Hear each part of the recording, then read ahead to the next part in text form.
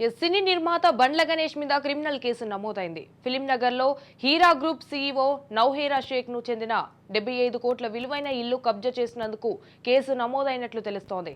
తన ఇంటిని ఖాళీ చేయమని అడిగేందుకు వెళ్లిన నౌహేరా షేక్ ను నిర్బంధించి బెదిరింపులకు పాల్పడినట్లు ఫిర్యాదు చేయగా ఫిలిం నగర్ పోలీసులు పట్టించుకోకపోగా నౌహేరా షేక్ మీద కేసు నమోదు చేశారు.